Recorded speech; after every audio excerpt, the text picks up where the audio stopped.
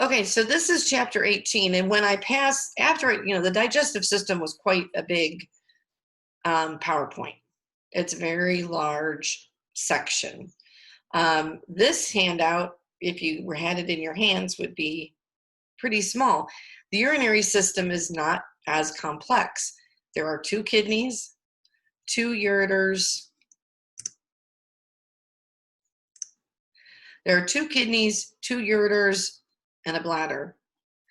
And pretty much cross species, they're about the same. There's a little bit of differences in the look of the kidney that we'll get to. But this section, I think what's more complex about this system is when we get into the physiology of how the kidney makes urine. But as far as like structures, it's not as complicated. I will have a homework that I'll send out after I send out this video this afternoon. So it is chapter 18. There will not be lab homework. It will just be a study guide, and I will be sending that. So I know when I talk about the liver, I said think of the liver as the body's Brita filter, because they filter all the blood that's kind of going back to the heart. Most of that's going to pass through the liver before it gets to the heart to kind of like protect the body, filter it out. But what the kidney is going to help with that. And the kidney almost, I don't want to say has a greater role in this, but there are lots of things in the body that are harmful to the body that we don't want them to accumulate. And I've told you, sometimes the body recycles things. Like when a red cell dies, it recycles the iron, it recycles the globin, but it can't recycle the heme. The liver takes care of that. But there is going to be, because of cellular metabolism, some of the byproducts, you get carbon dioxide and also excess water, nitrogenous wastes, primarily urea. Urea is the main component of urine, and it is a nitrogenous waste, and it's a byproduct of cellular metabolism. Bile salts and pigments. Now remember, I said the liver does recycle bile salts and some of that pigment, but some of that blood flow that has gone to the liver gets sent into circulation, and if it goes to circulation, it's going to go through the kidney. So the kidney is the next way the body gets rid of, and probably the primary way it gets rid of harmful substances, and then other salts throughout the body. But if you look at each body system here, and these are different ways the body gets rid of waste. Obviously, I talked about the respiratory system. They exhale the majority of carbon dioxide and some water.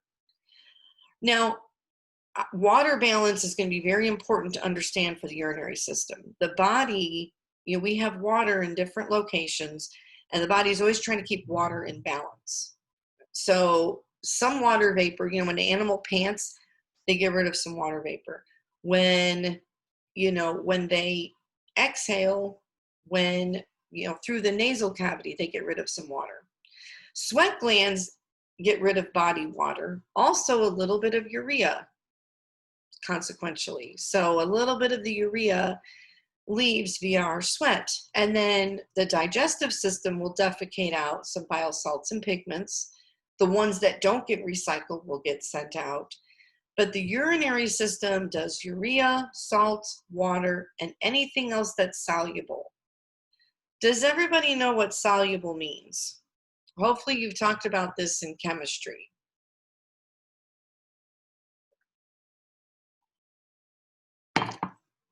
If something is soluble, I wish they called it dissolvable.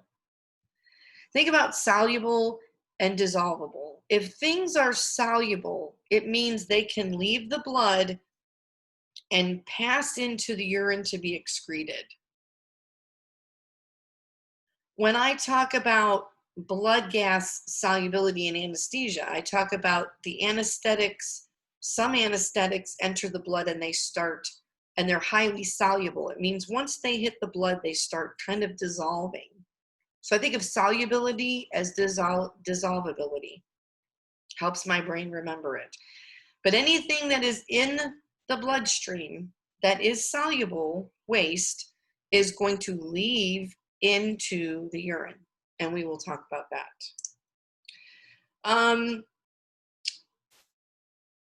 This is an important slide because it removes all soluble wastes, nearly all soluble wastes, out of the body, transports it via the urine, and this is the major route to eliminate excess water. There's times in the body that there is excess water, and when the body detects that, the animal is going to make more urine because the kidneys are going to try to keep, the brain is assessing the whole body, and there's a whole system in place to tell the kidney to excrete more water in the urine. And that is what helps kind of maintain this balance. So wastes and water. Let me type something here.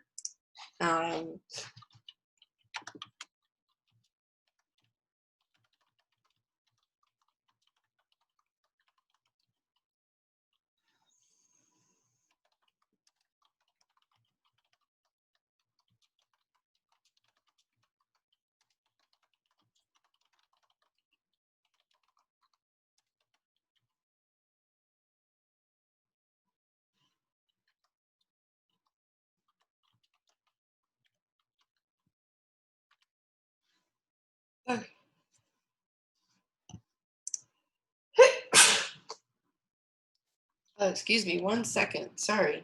I typed something there that I want to make sure that you write down. Make sure you write that.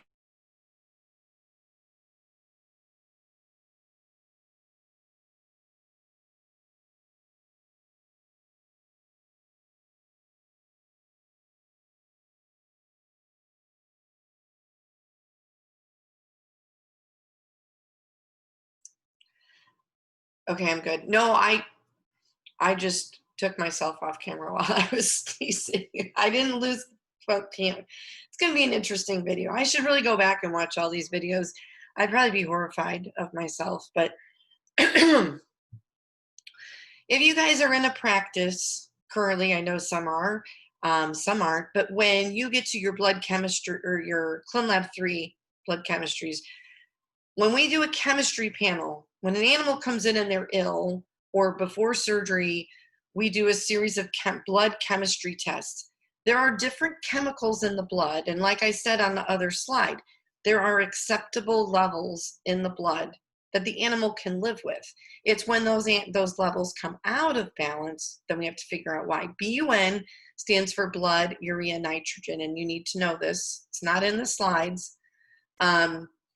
And it is one of the primary tests we do for kidney function. And normal, and I'm sometimes different analyzers, depending on your practice, what you use, might have slightly different values, but about 7 to 35 is a normal BUN.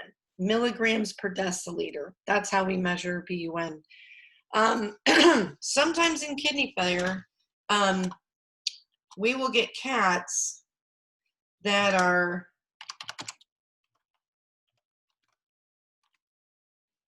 greater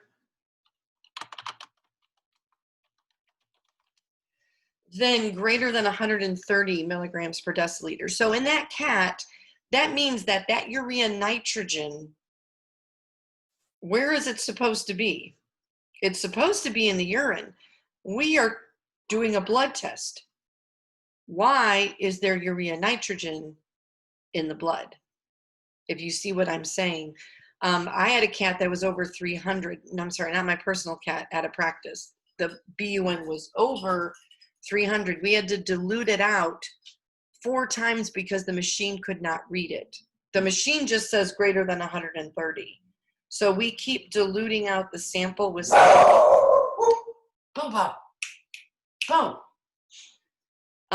we keep diluting it out with saline to get it to a readable level. And then finally the machine, it was upwards of 300. So I just want you to realize that when you take a blood sample, you're testing for various chemicals or components in the blood, and there's always going to be an acceptable range. As long as it's between 7 and 35, then we know the kidney is doing its job and is excreting urea nitrogen. The reason the B is there because this is blood urea nitrogen. We do not measure this in the urine. This is something we measure in the blood. So we don't measure this on a urine sample. Okay, so what are the structures? The right kidney is a little more cranial than the left, but there are two kidneys, and then there are tubes that come from each kidney called the ureters. The ureters take the urine from the kidneys and take it to the bladder. There is one bladder, and then there is a tube called the urethra. Now, a lot of people get urethra and ureter mixed up. The ureters are attached from the kidney to the bladder. And you know, I'm always talking about the flow of things. It goes kidney, ureters, bladder, urethra. The urethra is the tube that takes urine from the bladder to either the penis or the vulva. So the urethra, now the urethra is different shaped in a male and a female. So there are different shapes to those, but we'll get into that. Now, you need to know this slide. This is slide number 6 for what does the kidney do. The number one thing it does is it produces urine. I mean, that's its primary job, is to produce urine so that the body can eliminate metabolic waste products. Anything metabolic, cellular function creates waste.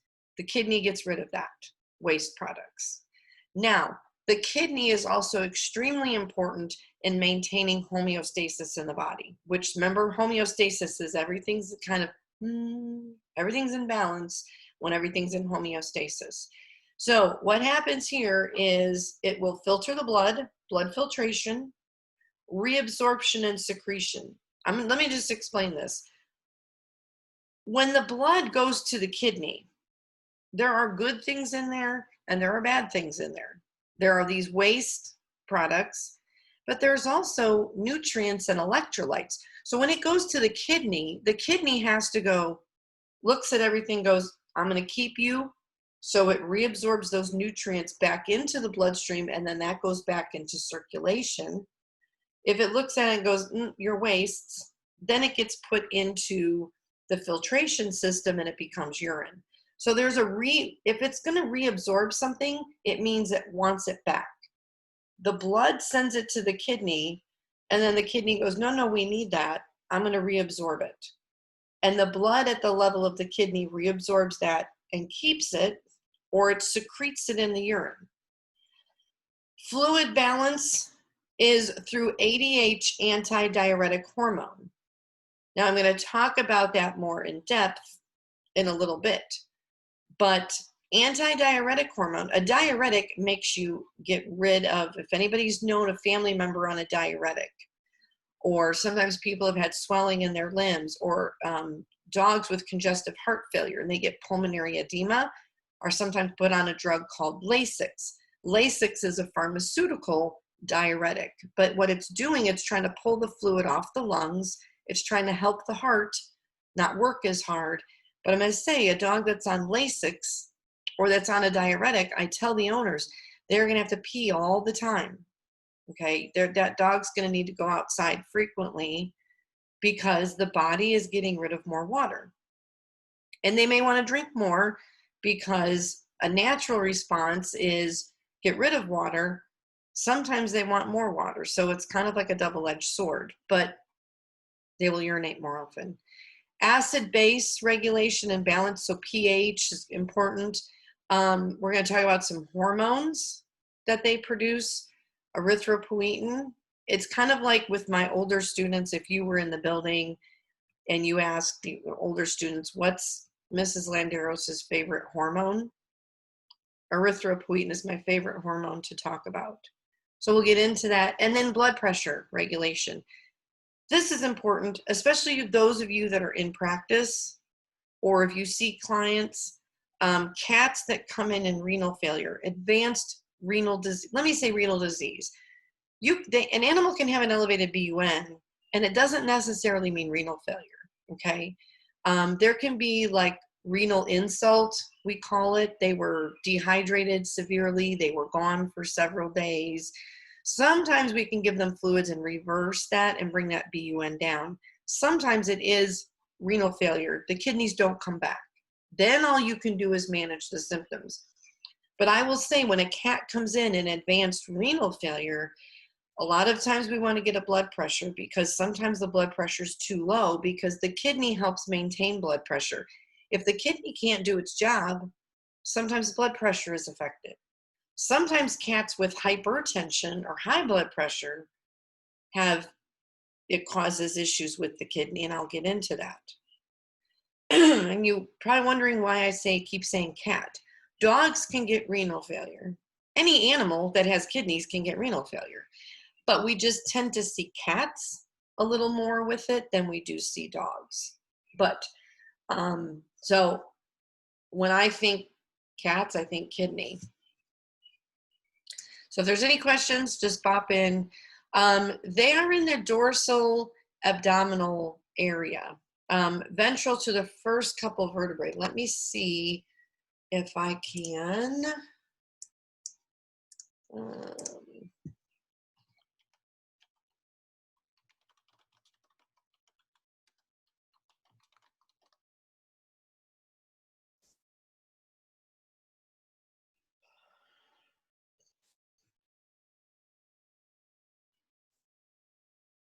Okay, and I know this might, let me do this. I don't know if this helps. Can you guys see this okay? Of course, I lost my chat screen. Yes, we can see it. Okay, good. I know sometimes it's real small. Now this is a VD view, but I want to look at this for a minute here because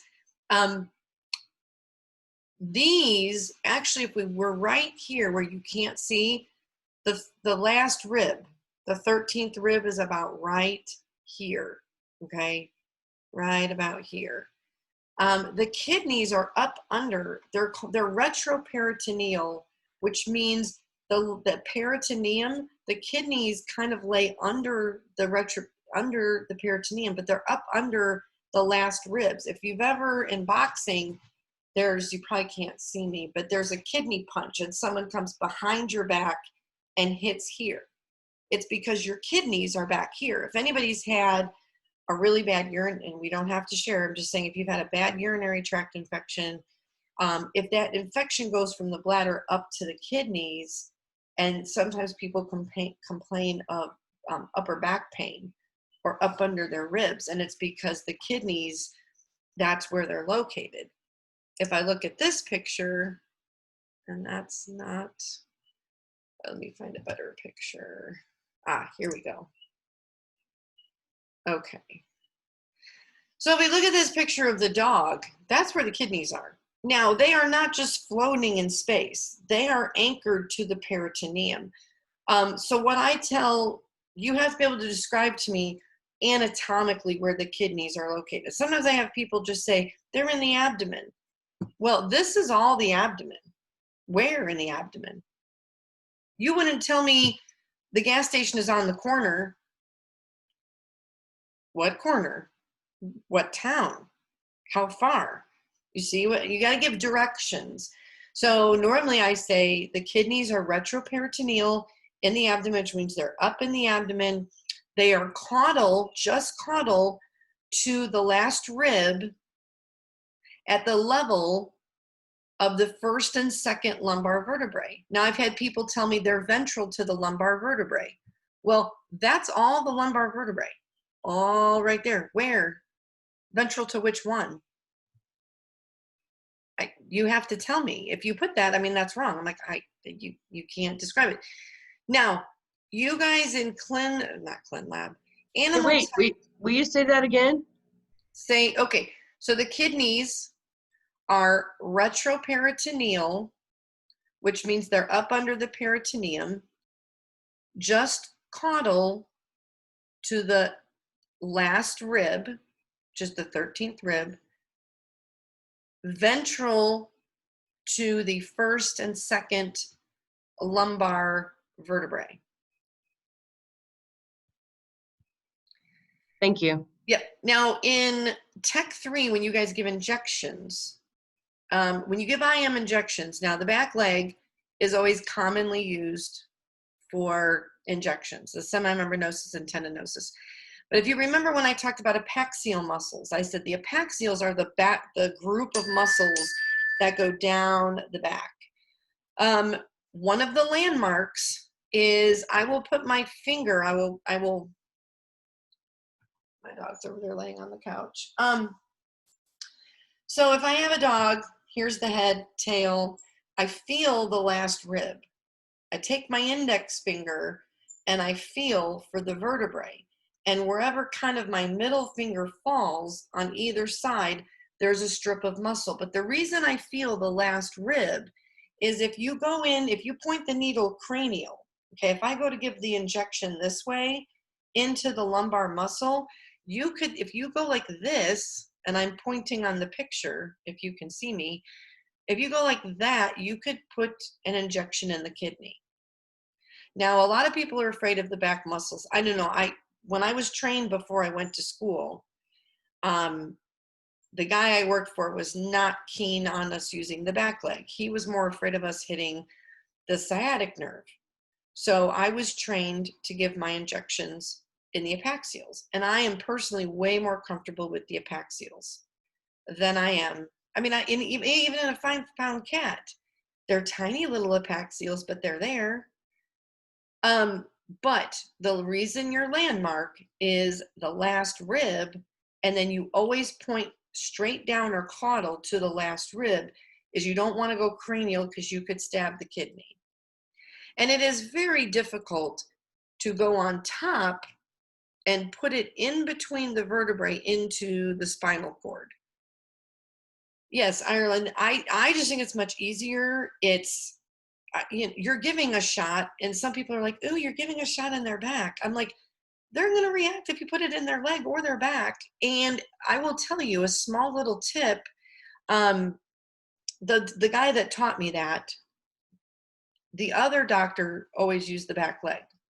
One used the back, one used the back leg. We would give this stuff, this drug, similar to kitty magic, to knock cats out for spays and neuters. The guy that gave the shots in the back leg, the sedatives, those cats took 5, 15, 20 minutes to go to sleep. The guy that gave those injections in the epaxials, those cats were usually asleep within 3 to 5 minutes. I think there's better blood supply there. I think there's a meatier muscle bed. So especially for sedatives, I prefer the epaxials. I find it more reliable. So that's just my 2 cents. But I want you to realize the anatomy on why you're doing that and where they're located. So again, they're just not up in the abdomen. Now this is, oh, that's a crappy picture. Let's see if I can get it. No, they're not going to be big enough. That's kind of a cute picture. Well, there's lots of anatomical pictures. Here's an interesting one. Maybe it'll get clearer. There we go. Here's the kidneys up here. Here is the following of the ureters going into the bladder. Now, this is a male. Okay, so we've got testicles down here. We've got bladder. And then the urethra would come through here out to the penis on this picture. Okay, but this gives you an idea of where things are located. Okay, and in a female, what's interesting, this is showing you a lot of the reproductive anatomy, but here's the kidneys. Let me, since we're looking at it on this picture, let me explain this to you. Here is the aorta, which has left the heart. There it's branching to the renal artery and going into the kidney. Anything kidney is renal. And if you look here, the purple is the renal vein joining the vena cava, and then the vena cava is going back to the body. So the kidneys are very close to the vena cava and the aorta. But if you think about what I've told you, is the kidneys help maintain blood pressure homeostasis. This is like blood pressure central. the kidneys are right next to the major artery and the major, well, I mean, the vein doesn't really come into play for blood pressure, but they are right at the aorta. So their ability to affect blood pressure is exactly why they are where they're at. Okay, so you've got the aorta, vena cava, the kidneys, and there we go. All right, let's see if I can get back out of, whoops.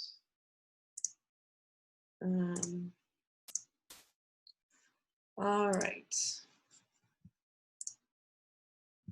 So I just wanted you to understand the description anatomically and how you would describe it. Like I said, retroperitoneal, you've got the peritoneum, which is the line. And like I said, I'm hoping we still get to do dissection. I haven't, officially heard yet because things are kind of hectic this week. So I'm kind of letting things calm down before I dig into that. But when it happens almost every term. I have someone say, my cat doesn't have kidneys. And they call me over and I'm like, well, you would not have an adult cat laying in front of you if it had no kidneys, because it would have never made it to adulthood, if that makes sense. Now, they can live with one kidney, but if they truly did not have two kidneys, so we kind of start digging through the intestines and moving things over, and then you see the lining of the abdomen, and then we pop that capsule and boom, there's the kidneys underneath. They're very anchored in that retroperitoneum up against the spinal cord. So you got to get in the abdomen and get all the way down to the vertebral column, find your last rib. That's where they should be. Okay. Now, if you look, they also have a very thick layer of fat, perirenal fat. Some of these cats, like the students were amazed. They're like, oh my God, Miss Sanders, look at all the fat around my cat's kidneys. And I'm like, yep, some of them, some of these cats are very large male tomcats, and they produce a lot of fat for the winter. And so sometimes those kidneys, we had to dig out a lot of fat to actually get down to the kidney itself. But that's an insulating protective factor. And then all I want you to know is the right is more cranial than the left. Think R and R in cranial. Now, if you've thought about kidney beans, you make chili and you've got that shape of a kidney bean, it has that shape. This is gross. This is what it looks like on the outside, gross anatomy, what you can see. It does have a very thick capsule. That's the other thing. Like, students are like, wow, I can't sometimes you can reach in and pop that capsule. Sometimes you actually have to go in with scissors and cut it, but it can be difficult. It is indented on the medial side, and this is where everything enters. If you remember, I talked about the hilum of the lung. The hilum is where there's an indentation in where all of the blood and the nerve supply and the lymphatics come into the lungs. Similar here. You've got a renal artery and a vein and a ureter, and there's an indentation. So they all enter at one spot. The renal pelvis is going to be on the inside. Now think about the renal pelvis as kind of like a funnel. So here is a kidney that is cut in half. And that's the other thing. We get to cut our kidneys in half and look on the inside. Some of these cats have some very interesting kidneys. I had one cat that had these giant kidneys, and then another had these kidneys were like this big. So it really can vary, and it's kind of interesting for everyone. Everyone's like, look at my kidneys, look at my kidneys. It's like they can be very different, but they should have this general shape and general appearance. The cortex is the outside. So think about it. This looks like the letter C. C for cortex is kind of like that outer rim of the kidney. The medulla is the middle. Medulla, middle. So cortex, these are the renal medullas, and then they all connect to this thing called the renal pelvis, which is like a funnel. So the cortex and the medulla, that is where the urine is made. and there's lots of cells called nephrons that we're going to talk about. When each of those cells here make urine, they're all going to dump that urine into the renal pelvis in the funnel, and then the renal pelvis is connected to the ureter, and the ureter is connected to the bladder. And that's how urine makes it from the kidney to the bladder. Now, there is something called calyces or a calyx, and people get this confused. You've got the medulla here. The medulla has these little tubes called calyces or the calyx. Those connect the medulla to the pelvis. So they're kind of like helping funnel into the funnel, if you think of it that way.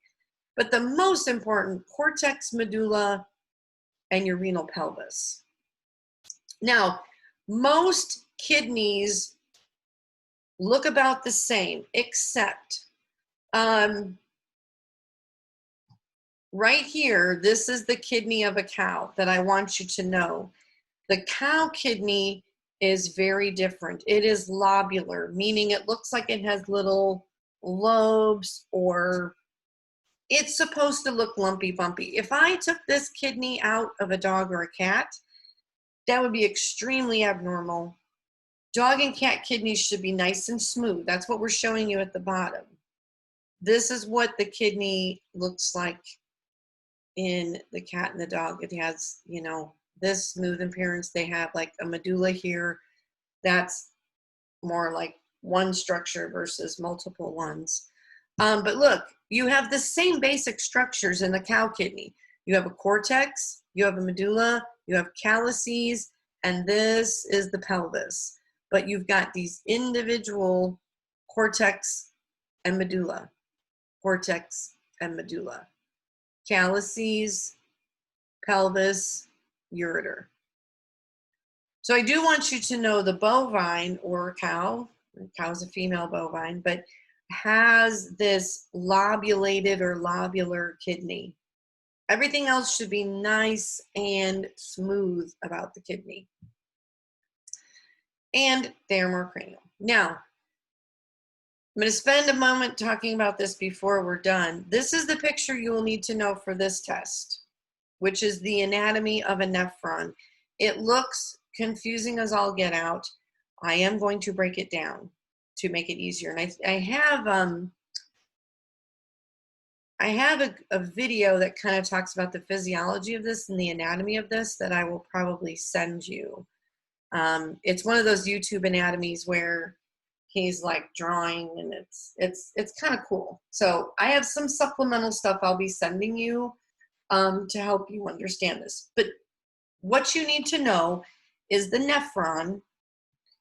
Anything renal or nephra means kidney. So a nephron is the functional unit of the kidney. It's the basic unit. One of these, and I want to say somewhere I read the cat can have around 200,000 of these in the kidney, and the dog maybe 300 to 500,000 nephrons. So if you go back, let me show you something on here. And I hope everyone, I know people were kind of like, I'm out of it, I'm tired. You got to understand this picture. Right here on the side, it says renal cortex.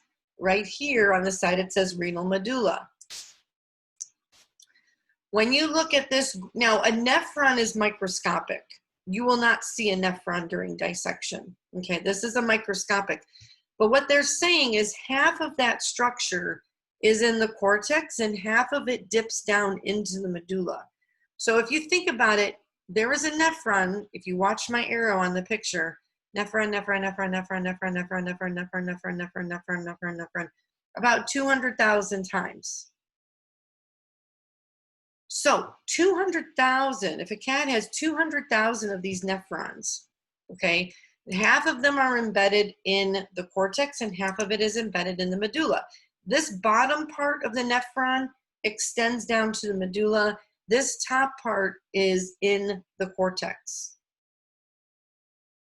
So you've got half and half. Now, this is the structure that makes urine. So every one of those 200,000 nephrons. Each one is making a little bit of urine.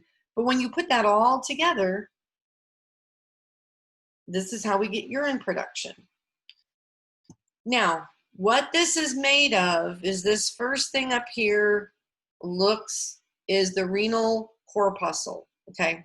This whole thing, I think it looks like one of those weird seed pods, like if you go hiking or you're in the woods and you've got this weird, like, kind of looks like a ball with a point, and it is actually, so this whole thing is called the corpuscle. If you see right here, inside the corpuscle, you have all of these like red squiggly things. That is the glomerulus.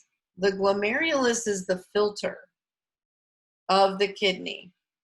There is a brown space around it called the Bowman's, or the capsular space. So this is surrounded by an open space. And then the whole thing is enclosed in a Bowman's capsule. So the capsule holds it, there is a space, and then inside the space is the glomerulus. And the whole thing is called a renal corpuscle. Now, if you look, there's a big red tube coming in here. Remember when I said it goes aorta, renal artery? Right here, what this is, it says branch of the renal artery. So this would be a renal arterial. Blood comes into this structure, and that is where anything that is soluble, if it is soluble, it is going to get pushed out into this space. And then you see there's an efferent arteriole, and you see all these little red squiggles. Those red squiggles are all around these tubules, and those are the peritubular capillaries. So remember, renal artery, renal arteriole, renal capillaries, renal venule, renal vein, vena cava. So that is how, so when the blood comes to the kidney, all the blood to the kidney has to go to this renal corpuscle. It goes into the glomerulus, and the blood is filtered. Now, what I want you to realize, the colors on here are important. Do you see how there's these yellow tubes, and they're yellow? Think yellow urine. Those tubes are not carrying blood. That is carrying body water, nutrients, and wastes that get filtered out in the kidney. What is in these yellow tubes? Okay, right here is the first proximal convoluted tubule. It's going to go through these weird arrows. It's going to come down to this thing called the loop of Henle. The loop of Henle dips down into the medulla. Right now, in this yellow tube are body water, nutrients, and waste. Because when blood gets filtered in the kidney, when it gets first pushed out, the glomerulus cannot differentiate between nutrients and waste. It just pushes out anything that's soluble. Sodium, potassium, chloride, calcium, urea, a little bit of carbon dioxide. You see what I'm saying? There's a lot of things that get pushed out. As it goes through here, the kidney can decide, do I want to suck that back into the capillary and keep it, like something like calcium or potassium? The kidney probably wants that back. It's like, oh, my bad, I shouldn't have pushed it out. Can I have that back? And then some things, it's like, keep it. I don't want it. If it stays in here, it's going to go through the distal convoluted tubule, distal, which is the last part of the nephron. If it makes it into here, it's going to go to this collecting duct, and those collecting ducts are all going to merge to the calyces, to the pelvis, to the ureter, and that is urine. I'm going to leave you with that because we're going to dig into this tomorrow and talk about this a lot more in depth. But I do want you to know this picture is what you'll have to be able to label and answer questions on for this next test. And I'm not sure when that will be. Homework I'm going to have to think about that a minute. So when I email you today, the email will have the homework sheet. It may have, if I can find a couple of these videos that help with this physiology. And I hope you watch these extra videos that I send, because I try to take some extra time since we're not in class, to find some extra videos to help you understand. Um, and I always try to find veterinary ones, but sometimes human ones um, can explain the same thing. I mean, a nephron and physiology of the nephron, we make urine, dogs make urine, cats make urine. You see what I'm saying? It's the basics are the same. So I'll find some good videos, homework sheet, this video for lecture today, extra videos that I can find, and that'll be sent out, and I'll try to wrap my brain around a plan for test and homework.